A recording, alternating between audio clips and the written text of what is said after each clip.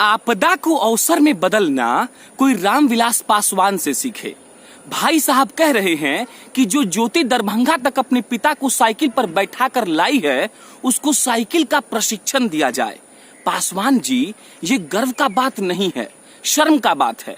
चुल्लू भर पानी खोजिए और आप और आपके बेटे उसमें कूदकर जान मत दीजिए, लेकिन थोड़ा दिन उसी में रहिए ताकि आपको ये एहसास रहे कि किसी लड़की का 1200 किलोमीटर साइकिल चलाकर जाना अवसर नहीं है, आपदा है। और किरण रिजिजू साहब जो आपको जवाब दिए हैं कि वो उस लड़की को साइकिल का प्रशिक्षण देंगे, उनको भी शायद अवसर और आपदा का अंतर नहीं पता होगा।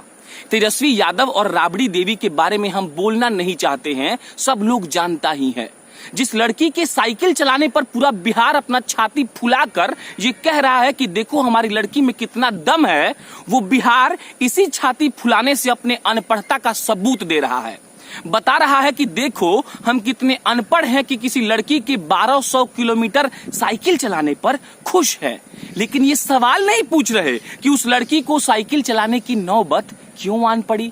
अरे भैया, ऐसे कैसे पूछेंगे, हमारे नेताजी को बुरा लग जाएगा। नमस्कार, मेरा नाम प्रशांत राय है और आप जनता जंक्शन देख रहे हैं। कल टीवी पर जब योगी आदित्यनाथ ये कह रहे थे कि अब हमारे मजदूरों को जो राज्य ले जाएगा उसको ये गारंटी देनी होगी कि हमारे मजदूर सुरक्षित हैं, उनको उनका इंश्योरेंस भी कराना पड़ेगा, साथ भी मजदूरी भी सही तरीके से देनी होगी, वरना हम अपने मजदूरों को नहीं भेजेंगे। सोचिए नीतीश जी, ये सुनकर बिहार के मजदूरों को कैसा लगा होगा। बार बार तो आप भी कह रहे हैं कि हम यहाँ पर नौकरी दे देंगे, लेकिन जिस तरह से आदित्यनाथ ने कहा दूसरे राज्यों को उनके मजदूरों को गारंटी लेनी पड़ेगी, आपने कभी नहीं कहा। सर, खबर आ रही है कि आपने चुनाव की तैयारियां शुरू कर दी हैं। जी, मैं सारी पार्टियों के लिए कह रहा हूँ, लेकिन जो लौंडा सब इंडस्ट्री इन बिहार पिछले 7 दिनों से चिल्ला रहा है, अच्छा ये 7 दिन को आप 70 साल भी कह सकते हैं, उस पर आप लोग का ध्यान क्यों नहीं जा रहा।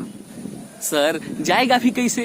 राजपूत जब ऊंची जाति वाले को वोट देगा, यादव लोग का अपना सेट ही है, मुसलमान मोदी से नफरत करता ही है, तो विकास से मतलब ही क्या है। ठीक है, कोई बात नहीं, हमारा काम बोलना है, हम सिर्फ अपना काम कर रहे हैं। आप लोगों ने सुना कि नीतीश जी वीडियो कॉन्फ्रेंसिंग के जरिए प्रवासी मजदूरों से बात कर रहे हैं जो क्वारंटीन सेंटर में हैं। नीतीश जी, कभी आपको और आपके अफसरों को फुर्सत हो तो आइए गोपालगंज। मैंने अपनी आंखों से देखा है कि यहाँ पर सांप निकल रहा है। मैंने अपनी आंखों से देखा है कि सुबह का नाश्ता 12 बजे आया है। वीडियो के थ्रू बात करने के बाद नीतीश जी कहते हैं कि बिहार की बाहर जो कंपनियां हैं वो बिहार के लोगों का ख्याल नहीं रखती हैं। सर, उन लोगों ने ठेका नहीं लिया है बिहारियों के ख्याल रखने का।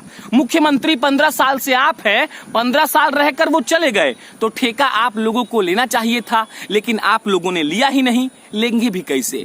वोट विकास के नाम पर थोड़ी मिलता है।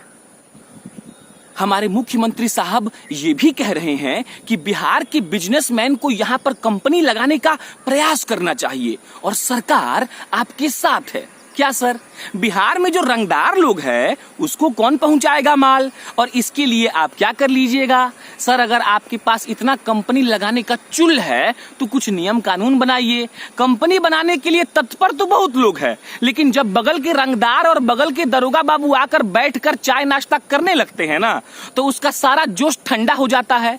तमाम संसाधन होने के बावजूद भी बिहार में इंडस्ट्री नहीं बन सकता है।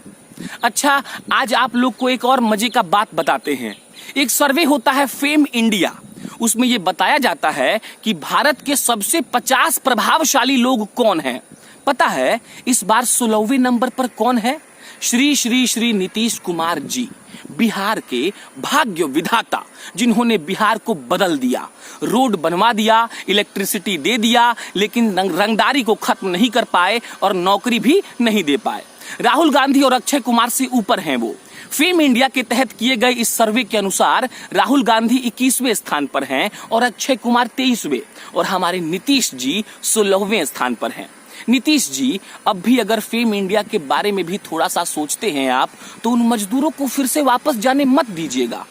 उनको ऐसा महसूस ना हो जाए कि नीतीश जी और बिहार उनके बारे में सोचता तक नहीं है। जो सोनू सूद बेचारा इतना मेहनत करके हर बिहारी को यहाँ भेज रहा है, वो चाहता तो है कि बिहारी वहां फिर से आ जाए, लेकिन कोई बिहारी नहीं चाहता कि वो लोग अब फिर से वहां जाएं। उनकी बातों को सुनकर दया नहीं आता है क्या सर आपको? क्यों नहीं समझ आ रहा? समझ लीजिए सर आप, प्लीज रिक्वेस्ट कर रहे हैं। ये वो लोग हैं जो बिहार में सच में बहार ला सकते हैं।